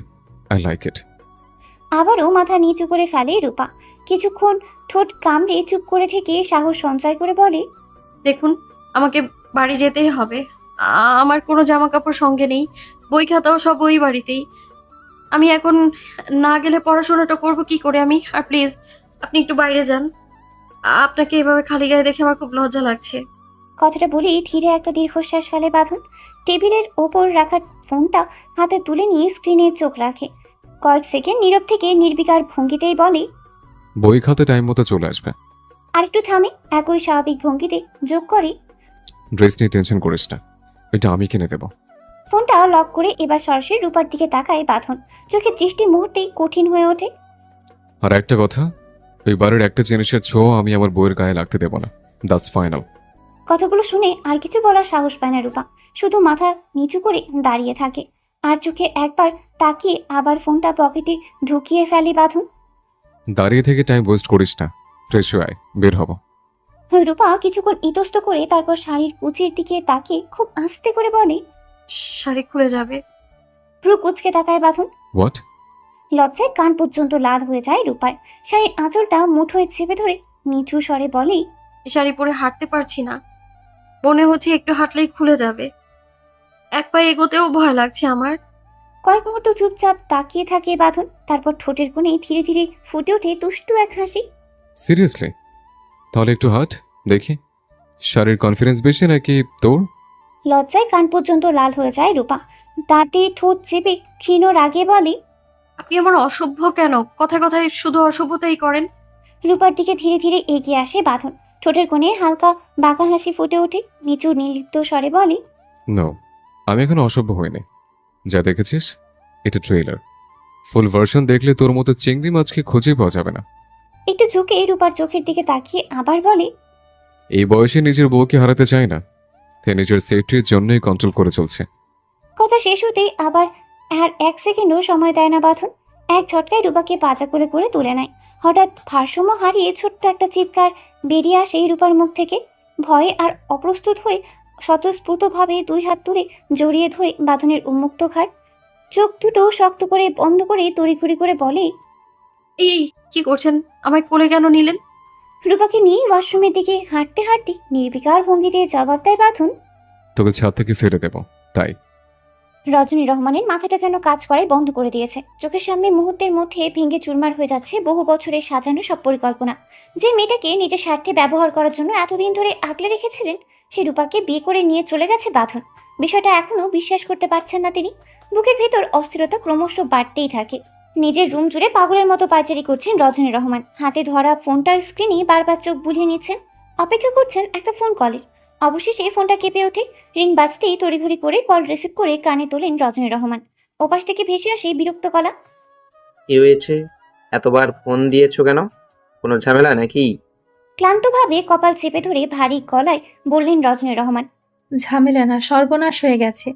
ওপাশের লোকটা কয়েক সেকেন্ড চুপ করে থেকে গম্ভীর স্বরে বলল। ধাঁধা না করে পরিষ্কার করে বলো কি হয়েছে। দাঁত চেপে চোখ বন্ধ করে নিলেন রজনী রহমান। তারপর ধীরে ধীরে বললেন, আমার সৎ ছেলে রূপাকে বিয়ে করে রূপাকে নিয়ে বাড়ি ছেড়ে চলে গেছে। কথাটা শেষ হতেই ওপাশে যেন বিস্ফোরণ ঘটে। কি কি বলছো তুমি? বাঁধন রূপাকে বিয়ে করেছে? এটা কিভাবে সম্ভব? সবকিছু শুরু থেকে খুলে বলো তো। রজনী রহমান একটাও ঘটনা লুকালেন না। প্রথম থেকে শেষ পর্যন্ত যা ঘটেছে সব বিস্তারিত বললেন। পুরোটা শুনে ওপাশে দীর্ঘ কয়েক মুহূর্ত নীরবতা নেমে আসে। তারপর ভারী একটা দীর্ঘশ্বাসের শব্দ ভেসে আসে। রজনী, ব্যাপারটা আমাদের ধারণার চেয়েও খারাপ হয়ে গেছে। রূপা এখন একজন এসিপি স্ত্রী। ওর কাছ থেকে সই নেওয়া, তারপর ওকে সরিয়ে দেওয়া, দুটোই এখন আগের মতো সহজ থাকবে না। তুমি কোথায় ছিলে? বিয়েটা আটকাতে পারলে না কেন? হতাশায় কপাল চেপে ধরলেন রজনী রহমান। বিরক্তি মিশ্রিত কণ্ঠে বললেন, আমি কি জানতাম বাঁধন এমন একটা কাজ করবে? সবাই তো জানে রূপা ওর সৎ বোন। ভাই হয়ে সেই মেয়েকেই বিয়ে করবে এমন কোনো দিন মাথায় আসেনি। যদি সামান্য টের পেতাম তাহলে অনেক আগেই রূপাকে এই শহর থেকে অনেক দূরে পাঠিয়ে দিতাম। আজ এই দিন দেখতে হতো না। ওপাশের লোকটা কিছুক্ষণ চুপ করে থাকে। তারপর নিচু কিন্তু হুমকি মিশ্রিত গলায় বলল, এখন ভুল নিয়ে আফসোস করে লাভ নেই, নতুন করে চাল দিতে হবে। কারণ বাঁধন যদি একবার সবকিছু জানতে শুরু করে তাহলে শুধু আমাদের প্ল্যান না, আমরা কেউই আর নিরাপদে থাকবো না, বুঝলে?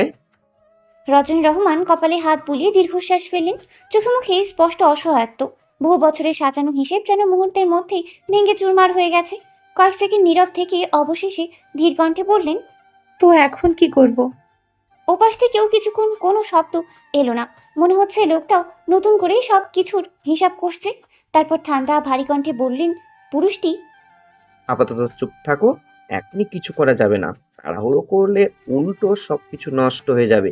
আর শোনো, বাঁধন রূপাকে নিয়ে কোথায় উঠেছে, কোথায় থাকছে সেটা খুঁজে বের করো। ঠিকানাটা যত দ্রুত সম্ভব জানতে হবে। সময় হলে আমি নিজেই জানিয়ে দেবো তোমাকে কি করতে হবে। বুকের ভেতর জমে থাকা দীর্ঘশ্বাসটা ধীরে ধীরে বেরিয়ে আসে। পরাজিত গলায় বললেন রজনী রহমান। ঠিক আছে। রূপাকে নিয়ে নতুন ফ্ল্যাটে উঠেছে বাঁধন। ফ্ল্যাটের ভিতরে পা রাখতেই মুগ্ধ হয়ে থমকে যায় রূপা। বড় বড় চোখে অবাক দৃষ্টিতে চারপাশটা দেখতে থাকে কিছুক্ষণ। তারপর নিজের কৌতূহল আর আটকে রাখতে পারে না। এক রুম থেকে আরেক রুম ঘুরে ঘুরে সব কিছু দেখছে সে। কখনো ড্রয়িং রুম, কখনো বারান্দা, কখনো রান্নাঘর। পুরো ফ্ল্যাটটাই যেন তার কাছে নতুন এক অচেনা জগৎ। পরনে তখনও সেই নীল শাড়ি। রিসোর্টের একটা কর্মচারী মেয়ে সুন্দর করে শাড়িটা পরিয়ে দিয়েছে। রূপাকে নিজের মতো করে ফ্ল্যাট ঘুরে দেখতে দিয়ে ফোন বের করে অখিলকে ফোন দেয় বাঁধন। রূপার সব বই খাতা আগের বাড়ি থেকে নিয়ে আসতে বলে, সঙ্গে নিজের প্রয়োজনীয় জিনিসপত্র আনতে বলে। ফোন রেখে নিজেও বেরিয়ে যায় মার্কেটে। একটার পর একটা দোকান ঘুরে নিজের পছন্দ মতো রূপার জন্য ড্রেস কিনতে থাকে বাঁধন। 4 সেট সারারা নেয়, কারণ সারারা পরলে রূপাকে সবচেয়ে সুন্দর লাগে। এরপর কয়েক সেট পাকিস্তানি 3 পিস পছন্দ করে। নিজের টি শার্টের রঙের সঙ্গে মিলিয়ে কয়েকটা পাতলা কামিজও নেয়, সঙ্গে কয়েক পিস টি শার্ট। সব কিছুই নিজের পছন্দে নেয় বাঁধন, যেন রূপার আলমারিতে কোনো কিছুরই অভাব না থাকে। সব কেনাকাটা শেষে 2 হাতে শপিং ব্যাগ নিয়ে ফ্ল্যাটে ফিরে আসে বাঁধন। দরজা খুলতেই অভ্যাসবশত চোখ চলে যায় ড্রয়িং রুমের দিকে। রূপা নেই। প্রথমে বিষয়টা স্বাভাবিকই মনে হয়, হয়তো অন্য কোনো রুমে আছে। ড্রয়িং রুম থেকে বেডরুমে তাকায়, নেই। বারান্দায় যায়, সেখানেও নেই। রান্নাঘর, ওয়াশরুম, পুরো ফ্ল্যাটটা চোখের পলকে খুঁজে ফেলে বাঁধন, কিন্তু কোথাও নেই। মুহূর্তেই শক্ত হয়ে ওঠে বাঁধনের চোয়াল। কপালের শিরাগুলো টান টান হয়ে আসে। বুকের ভেতরের অস্থিরতা ধীরে ধীরে রাগে পরিণত হয়। রূপা পালিয়েছে। কথাটা মাথায় আসতেই চোখের দৃষ্টি মুহূর্তেই বরফের মতো ঠান্ডা হয়ে যায়। হাতে থাকা শপিং ব্যাগগুলো সোফার উপর রেখে দরজার দিকে এগিয়ে যায় বাঁধন। ঠিক তখনই ছোট্ট ক্যান্ডি দৌড়ে এসে বাঁধনের পায়ের কাছে এসে থেমে যায়। আর ক্যান্ডির ঠিক পেছনে শাড়ির কুচি দুই হাতে সামনে প্রাণপণে দৌড়ে রুমে ঢুকে পড়ে রূপা। বাঁধন কিছু বুঝে ওঠে রাখি থপ করে দরজাটা বন্ধ করে দেয় সে। তারপর দরজায় পিঠ ঠেকিয়ে দাঁড়িয়ে হাঁপাতে থাকে। বুক দ্রুত ওঠানামা করছে, কপালে চিকচিক করছে ঘামের বিন্দু। মনে হচ্ছে আর একটু হলেই কেউ তাকে ধরে ফেলতো। রূপার এমন অবস্থা দেখে ভ্রু কুচকে তাকায় বাঁধন। এভাবে হাঁপাচ্ছিস কেন? কোথায় গিয়েছিলে? হাঁপাতে হাঁপাতে একটা হাত সামনে বাড়িয়ে দেয় রূপা। মুঠো খুলতেই বাঁধনের চোখে পড়ে তালুর উপর রাখা 4টা টকটকে লাল স্ট্রবেরি। মুখে তখনও হাঁপ ধরা, কিন্তু চোখে শিশু সুলভ আনন্দ। ছাদে গিয়েছিলাম, গিয়ে দেখি স্ট্রবেরি গাছে একদম টকটকে লাল স্ট্রবেরি হয়েছে। এত সুন্দর লাগছিল যে লোভ সামলাতেই পারিনি, এই 4টা পেরে নিয়েছি। তারপর হঠাৎ দেখি ছাদের এক কোণা থেকে এক লোক দাঁত ব্রাশ করতে করতে বেরিয়ে যাচ্ছে। আমার দিকে তাকিয়ে আছে সে। আমি আর 1 সেকেন্ডও দাঁড়াইনি, যেই দেখেছি অমনি দৌড় দিয়েছি আমি। রূপার কথা শুনে বাঁধন কয়েক সেকেন্ড চুপ করে তাকিয়ে থাকে তার দিকে। তারপর তীক্ষ্ণ দৃষ্টিতে ভ্রু কুঁচকে প্রশ্ন করে। হোয়াট? তুই স্ট্রবেরি চুরি করেছিস? বাঁধনের গম্ভীর দৃষ্টি দেখে সঙ্গে সঙ্গে মাথা নিচু করে ফেলে রূপা। তারপর অপরাধীর মতো ধীরে ধীরে হ্যাঁ সূচক মাথা নাড়ায়। বাঁধনের চল শক্ত হয়ে আসে। রাগে কিছু বলতে গিয়েও থেমে যায় সে, কারণ সামনে দাঁড়িয়ে থাকা রূপার মুখে সেই নিষ্পাপ শিশু স্বরূপ অভিব্যক্তিটা দেখে তার কঠিন রাগটাও যেন কিছুটা নরম হয়ে আসে। ঠোঁট গোল করে গভীর একটা শ্বাস নেয় বাঁধন। নিজেকে শান্ত করে গম্ভীর কণ্ঠে বলে, শোন রূপ, একটা কথা ভালো করে জেনে রাখ, এই স্পায়ারেজ আমার একদম পছন্দ না। তোর যা খেতে ইচ্ছে করবে, যা প্রয়োজন হবে আমাকে বলবি, আমি এনে দেব। কিন্তু কখনো কারো জিনিস না বলে নিবি না। ফ্ল্যাটের আশেপাশে যেন তোকে আর এসব করতে না দেখি। আই সেড, মনে থাকবে? মাথা নিচু করে আবারও হ্যাঁ সূচক মাথা নাড়ায় রূপা। রূপার এমন শান্ত ও বাধ্য আচরণ দেখে বাঁধনের গলার স্বরও কিছুটা নরম হয়ে আসে। গুড। আর শোন, সোফার উপর শপিং ব্যাগ আছে, সেখানে তোর জন্য ড্রেস আছে। শাড়িটা চেঞ্জ করে ওখান থেকে যে কোনো একটা পরে নে। তোর একটু পর তোর সব বই খাতা চলে আসবে। কাল থেকে আবার কলেজ যাবি। কথাটা শুনতেই রূপার মুখটা মুহূর্তে উজ্জ্বল হয়ে ওঠে। চোখে মুখে ছড়িয়ে পড়ে খুশির ঝিলিক। আনন্দে অবাক হয়ে বলে ওঠে। সত্যি? কিন্তু বাঁধন আর দাঁড়িয়ে থাকে না। ফোনটা কানে ধরে দরজার দিকে এগিয়ে যেতে যেতে শুধু ছোট্ট একটা উত্তর দেয়। হুম। একটা শব্দেই যেন রূপার পুরো মনটা আনন্দে ভরে যায়। খুশিতে আত্মভরা হয়ে রূপা ছুটে আসে সোফার কাছে। শপিং ব্যাগগুলো থেকে জামা কাপড় বের করতে গিয়ে সে থমকে যায়। কাঠালি, কালো, গোলাপি, নানা রঙের সারারা, দারুণ সব Pakistani 3 piece, kameez, T shirt, এমনকি বাঁধনের নিজের ব্যবহারের কাপড়ও রয়েছে সেখানে। এত অল্প সময়ে লোকটা তার জন্য কত কিছু কিনে ফেললো। রূপা অবাক হয়ে ব্যাগগুলোর দিকে তাকিয়ে থাকে। দ্বিধা কাটিয়ে একটা আরামদায়ক কমলা রঙের টি শার্ট আর সাদা প্লাজো নিয়ে সে ওয়াশরুমে ঢুকে পড়ে। কিছুক্ষণ পর শাড়ি বদলে নতুন পোশাকে সে বেরিয়ে আসে। হঠাৎ ড্রয়িং রুম থেকে ভেসে আসা গম্ভীর পুরুষালী কণ্ঠস্বর তার কানে বাজে। কৌতূহলী হয়ে সেই ড্রয়িং রুমের দিকে পা বাড়ায়। গিয়ে দেখে সোফায় বসে বাঁধন আর অখিল অত্যন্ত সিরিয়াস ভঙ্গিতে কিছু একটা আলোচনা করছে। সোফার ওপর বড় বড় মোটা ব্যাগ পড়ে আছে, বোঝাই যাচ্ছে ওগুলোতে রূপার বইপত্র। এদিকে বাঁধন তার ভরাট গলার স্বর তীক্ষ্ণ দৃষ্টিতে অখিলের দিকে তাকিয়ে প্রশ্ন করে। শান্তর কি অবস্থা অখিল? অখিল সোফায় শরীর এলিয়ে দিয়ে একটা লম্বা শ্বাস ফেলে নিষ্প্রাভ কণ্ঠে বলে। খুব একটা ভালো না, গত 2 দিন ধরে একদম চুপচাপ, কিছুই মুখে দিচ্ছে না, সারাক্ষণ শুধু কেঁদেই যাচ্ছে। আমাকে বারবার বলছে যে সে তোর সাথে দেখা করতে চায়। It's very difficult to handle her right now. বাঁধন একটা গভীর দীর্ঘশ্বাস ফেলে ভারী গলায় বলে। আমি কাল দেখা করব, তুই শুধু ওর সবকিছুর খেয়াল রাখিস। যাচ্ছে না অজ। আর তোকে যে ফাইলটা দিয়েছিলাম কিছু তথ্য বের করার জন্য, সেটার কি আপডেট? অখিল মুহূর্তের মধ্যে সোজা হয়ে বসে তার দৃঢ় কণ্ঠে বলে। ও হ্যাঁ, the case is a bit complicated. তোর দেওয়া তথ্য অনুযায়ী এখনো সেভাবে কিছু বের করতে পারিনি, কাজ চলছে, সবকিছু ক্লিয়ার হলে তোকে জানাতো। দুজনের কথার মাঝে অখিলের নজর যায় ড্রয়িং রুমের কোনায় আড়ষ্ট হয়ে দাঁড়িয়ে থাকা রূপার উপর। রূপাকে দেখেই অখিলের মুখে দুষ্টুমি ভরা এক চওড়া হাসি ফুটে ওঠে। সে গলা উঁচিয়ে ডাক দেয়। আরে ভাবি, আপনি ওখানে ওভাবে দাঁড়িয়েছেন কেন? এদিকে আসো, এসে একটু বসো। একজন পুলিশ অফিসারের গলার এমন সম্মানের ডাক শুনে রূপা যেন আকাশ থেকে পড়ে। লজ্জায় তার ফর্সা গাল দুটো মুহূর্তেই টকটকে লাল হয়ে যায়। অখিলের এমন সম্বোধনে বাঁধনও ঘাড় ঘুরিয়ে পিছনে তাকায়। কয়েক মুহূর্তের জন্য বাঁধনের তীক্ষ্ণ দৃষ্টি রূপার উপর স্থির হয়ে থাকে। কমলা রঙের টি শার্ট আর সাদা প্লাজোতে মেয়েটাকে স্নিগ্ধ আর অসাধারণ মানিয়েছে। রূপা লজ্জায় এক প্রকার কুকড়িয়ে যায়। কোনো কথা না বলে মুখটা নিচু করে এক দৌড়ে রুমের ভেতরে ঢুকে পড়ে। রূপার এমন চঞ্চল পালানো দেখে অখিল অবাক হয়ে বলে, কি হলো? এভাবে দৌড় দিল কেন ভাবি? আমি কি খুব বেশি লজ্জা দিয়ে ফেললাম নাকি? বাঁধন ফোনটা হাতে নিয়ে শান্তভাবেই বলে, ওইটা নিয়ে তোর মাথা ঘামাতে হবে না। ওর ইচ্ছে হয়েছে তাই দৌড় দিয়েছে। অখিল একটা দুষ্টু হাসি দিয়ে বাঁকা চোখে বাঁধনের দিকে তাকায়। সে একটু ঝুঁকে নিচু স্বরে বলে, তা আমার জানেতিকার বন্ধু, ম্যারিড লাইফ কেমন চলছে? মামা কাকা হওয়ার সুসংবাদটা কবে দিচ্ছিস? বাঁধন সোফায় 2 পা তুলে আয়েশ করে বসে পড়ে। ফোনের স্ক্রিনে আঙ্গুল চালাতে চালাতে কণ্ঠস্বর শীতল রেখে সে বলে, ফালতু কথা একদম বলবি না। অখিলও এখনো ছোট, এসব নিয়ে আমি এখন একদমই ভাবছি না। টাইম উইল কাম, সময় হলে ঠিকই পেয়ে যাবে। অখিল সোফায় শরীর এলিয়ে দিয়ে খিলখিল করে হেসে ওঠে। আচ্ছা ঠিক আছে, আমি তো অপেক্ষায় রইলাম। বেশি দেরি করিস না কিন্তু। অনেকক্ষণ গল্পগুজব আর টুকটাক নাস্তা শেষে বিদায় নেয় অখিল। দরজা পর্যন্ত এগিয়ে দিয়ে ফিরে আসে বাঁধন। অখিল চলে যাওয়ার কিছুক্ষণ পরই সে ফ্রেশ হতে নিজের রুমে ঢুকে যায়। রাত ধীরে ধীরে গভীর হয়। চারপাশের কোলাহল স্তব্ধ হয়ে নেমে আসে একরাশ নিস্তব্ধতা। ফ্ল্যাটের স্টাডি রুমে বই খুলে বসে আছে রূপা। ফ্ল্যাটটা বেশ বড়সড়। ফ্ল্যাটের মানুষের সন্তানদের পড়াশোনার কথা ভেবে বোধহয় মালিক প্রতিটি বেডরুমের পাশাপাশি আলাদা স্টাডি রুমের ব্যবস্থা করেছেন। 2টি ডাবল বেডরুম, একটি সিঙ্গেল রুম, সব মিলিয়ে পরিপাটি, আধুনিক আর প্রশস্ত একটি ফ্ল্যাট। ডাবল রুম দুটো বেছে নিয়েছে বাঁধন। রূপার সামনে বই খোলা থাকলেও অক্ষরগুলোয় মন বসছে না তার। তার কারণ অখিল তার বইগুলো ঠিকই এনে দিয়েছে, কিন্তু বাঁধনের দেওয়া তার প্রিয় চুড়ি আর সাদা মাথার ব্যান্ডটা আনেনি। শুধু হিজাব আর ইউনিফর্ম এনেছে। ভাবতেই ছোট্ট মুখটা অভিমানে ফুলে উঠেছে। ব্যান্ডটা তার ভীষণ প্রিয় ছিল। অজান্তেই হাত চলে যায় খালি চুলের ওপর। যেন কিছু একটা নেই, খুব আপন একটা জিনিস হারিয়ে গেছে। পাশে কুণ্ডলি পাকিয়ে শুয়ে আছে ক্যান্ডি। মাঝে মধ্যে আদুরে ভঙ্গিতে রূপার কোনোই নাক ছুঁয়ে দেয়, আবার শরীর ঘেঁষে গা এলিয়ে দেয় তার গায়ে। অন্য মানুষ রূপা আপন মনে ক্যান্ডির মাথায় হাত বুলিয়ে দিতে থাকে। তার চোখ দুটো বারবার চলে যায় বইয়ের পাতায়, কিন্তু মনটা যেন রয়ে গেছে অনেক দূরে। অন্যদিকে পাশের রুমে সোফায় বসে ল্যাপটপে ডুবে আছে বাঁধন। ল্যাপটপের স্ক্রিনে অবিচল দৃষ্টি, আঙ্গুলগুলো দ্রুত ছুটে চলেছে কিবোর্ডের উপর।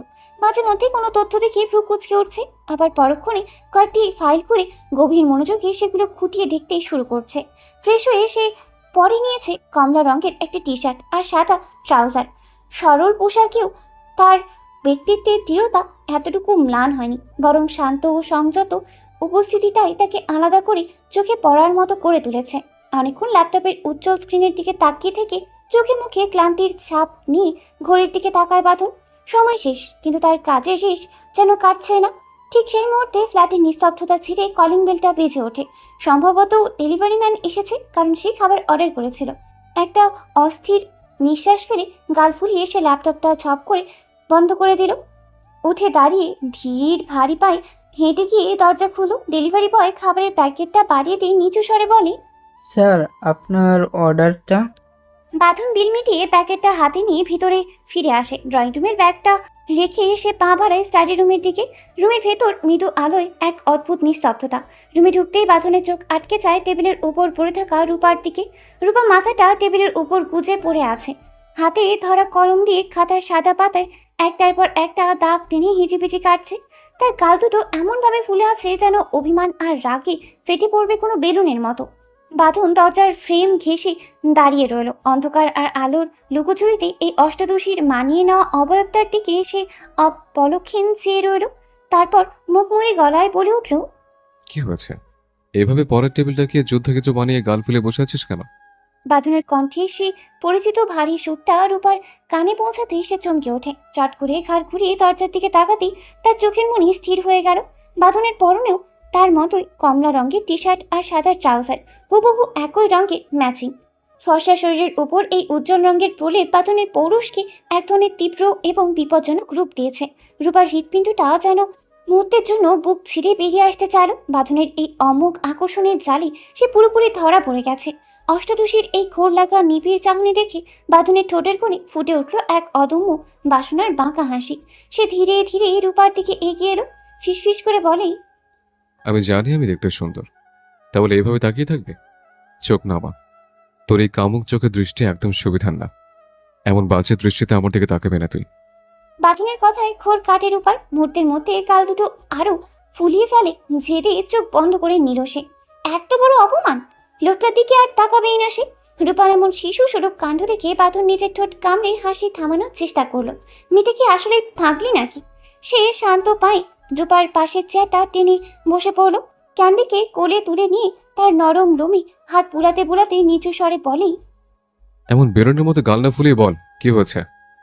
রূপা গাল ফুলিয়ে চোখ বন্ধ রেখে একগুঁয়ে স্বরে বলে, কিছু না, আপনার জানতে হবে না, যান এখন এখান থেকে, আমার একা থাকতে দিন। বাঁধন ক্যান্ডিকে আলতো করে টেবিলে নামিয়ে রেখে পুরো শরীরটা রূপার দিকে ঘুরিয়ে বসলো। তার কণ্ঠে এবার অধিকারের মিশেল দেওয়া গাম্ভীর্য। চোখ খোল, আর কি হয়েছে সেটা ভালো মেয়ের মতো বলবি, নাকি অন্যভাবে আদায় করবো? রূপা চোখ বন্ধ রেখে যেন কোনো জেদি বাচ্চা অস্পষ্ট স্বরে বলল, আমার ব্যান্ড লাগবে, ব্যান্ড এনে দিন। বাঁধন পুরো কুচকে রূপার দিকে তাকালো, তার কণ্ঠে বিস্ময়। ব্যান্ড? কিসের ব্যান্ড?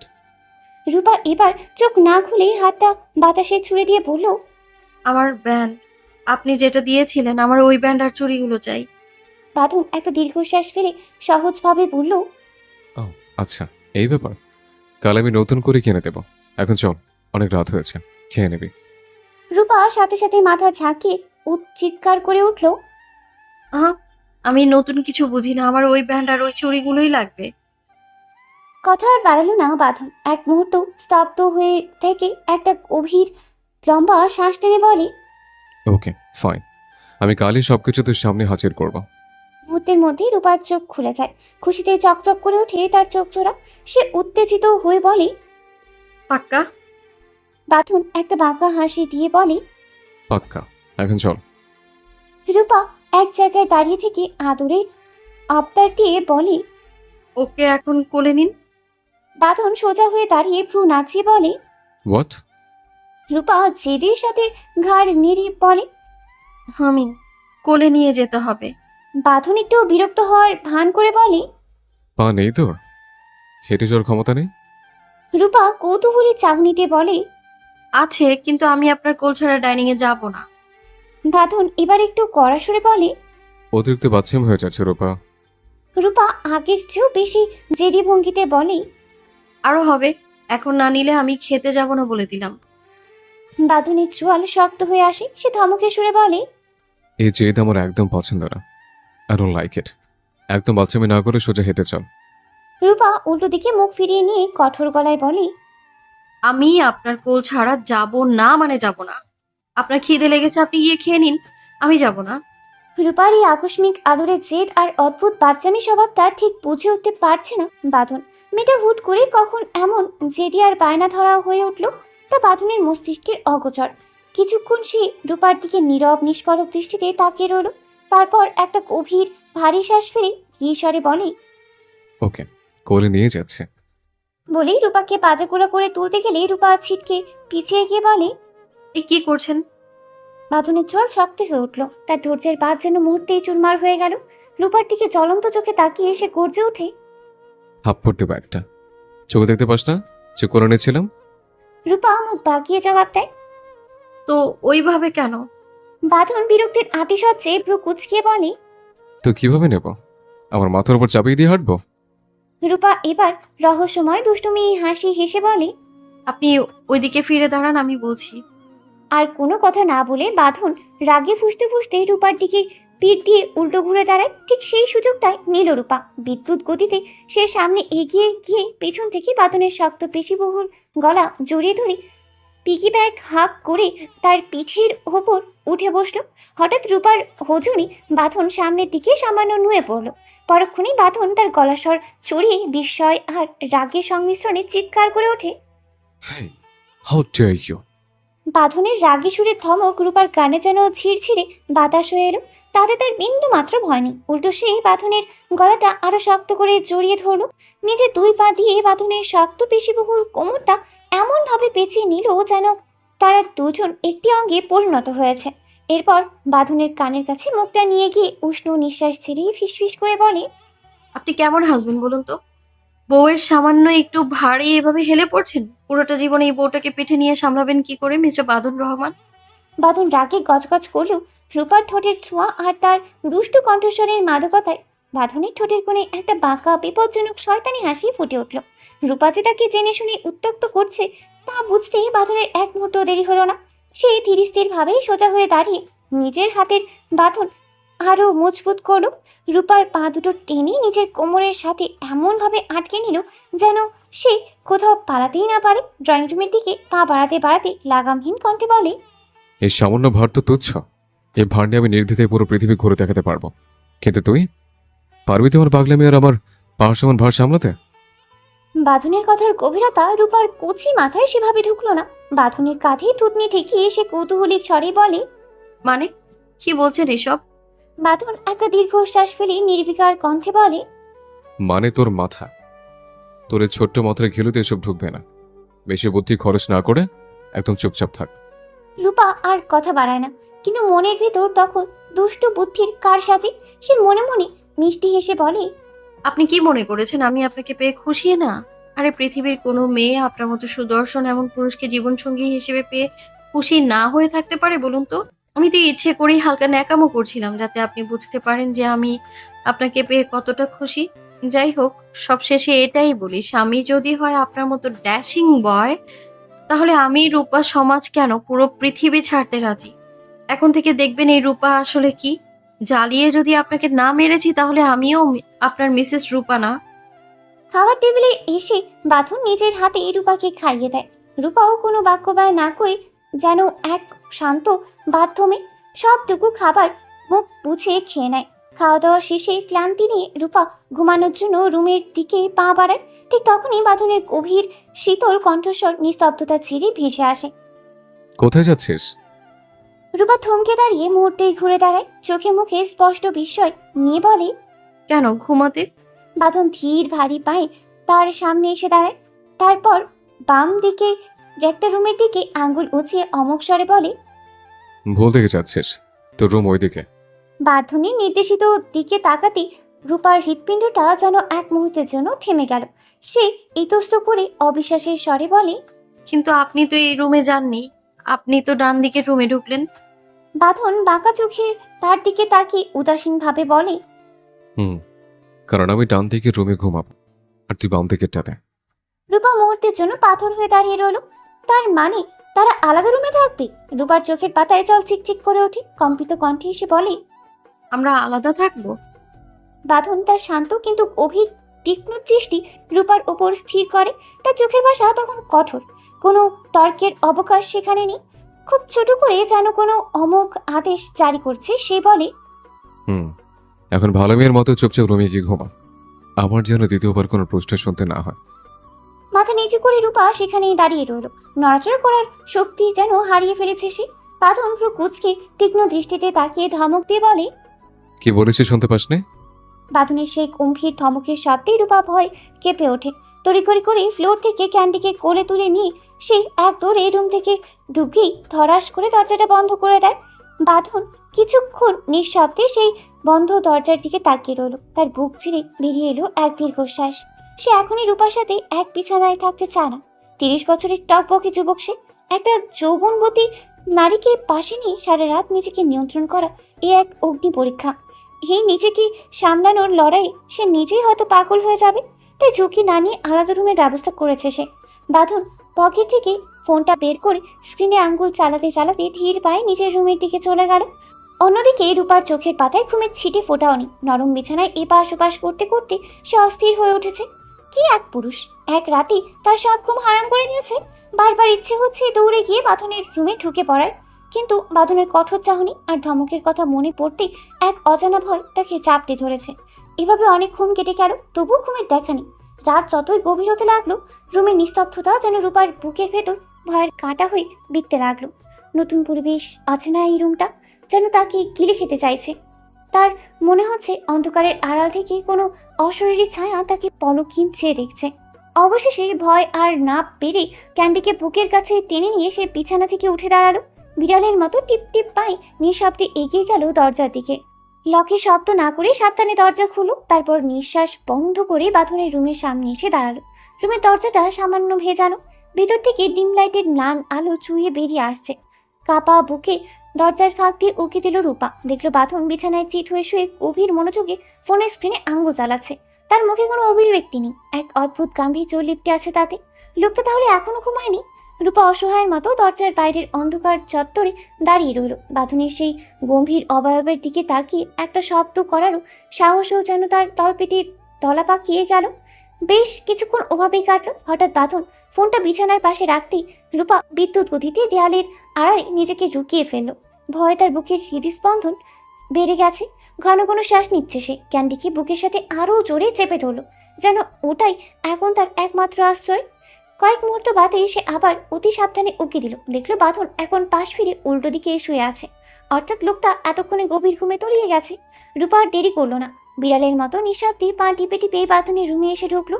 সন্তর্পণে রুমের দরজাটা ভালো করে চাপিয়ে দিয়ে সে একদম বাঁধনের বিছানার পাশে এসে দাঁড়ালো। বাঁধন এখন নিশ্চিন্তে নিষ্পাপ বাচ্চার মতো গভীর ঘুমে আচ্ছন্ন। রূপা এক মুহূর্তের জন্য তার ঘুমন্ত মুখটার দিকে তাকিয়ে মুক্ত হয়ে থমকে গেল। লোকটা জেগে থাকলে যখন বাঘের মতো গর্জন করে, ঘুমালে তখন তাকে একদম অবুঝ বাচ্চার মতো লাগে। রূপা বাঁধনের ঠিক পাশেই ফ্লোরে হাঁটু গেড়ে বসে পড়ল। নিজের এক হাত দিয়ে গাল চেপে ধরে সে এক দৃষ্টিতে তাকিয়ে রইল বাঁধনের শান্ত মুখের দিকে। কেন জানি না এই মানুষটার দিকে তাকালে তার চোখ ফেরাতে ইচ্ছে করে না। বুকের ভেতরটা কেমন যেন অকারণে দুরু দুরু করে উঠছে। সে কি সম্মোহিত, নাকি এই মানুষটার পৌরুষ আর শান্ত রূপের মিশ্রণে সে পুরোপুরি ধরা পড়ে গেছে? সব ভয় ভুলে গিয়ে সে যেন এক মায়াবী ঘোরে ডুব দিয়ে গেছে। রূপা বাঁ হাতটা বাড়িয়ে বাঁধনের চোখের সামনে আলতো করে নাড়ায়। লোকটা গভীর ঘুমে পাথরের মতো পড়ে আছে। রূপা একটা স্বস্তির দীর্ঘশ্বাস ফেলে নিজের ঠোঁট কামড়ে ধরে উত্তেজনা নিয়ন্ত্রণ করার চেষ্টা করে। পালকের মতো হালকা ছোঁয়ায় ক্যান্ডিকে পাশে সরিয়ে দেয় সে। এরপর অতি সাবধানে বাঁধনের শক্ত কবজিটা নিজের হাতে তুলে নেয়। তারপর তার বুকের ওপর মাথা রেখে বিড়াল ছানার মতো গুটিসুটি মেরে শুয়ে পড়ে। মুহূর্তেই বাঁধনের শরীর থেকে ভেসে আসা তীব্র আভিজাত্য মাখা পুরুষালী ঘ্রাণ রূপার নাকে তুফানের মতো আছড়ে পড়ে। রূপা যেন নিঃশ্বাস নিতেই ভুলে যায়। শরীরটা অবশ্যই আসছে তার। নিজের অস্তিত্বের প্রতিটি কোণায় এই নেশা মিশিয়ে দিতে সে বাঁধনের বুকের সঙ্গে আরও লেপটে যায়। বাঁধনের বুকের থুকপুকানি রূপার কানে মৃদু ড্রামবিটের মতো বাজছে।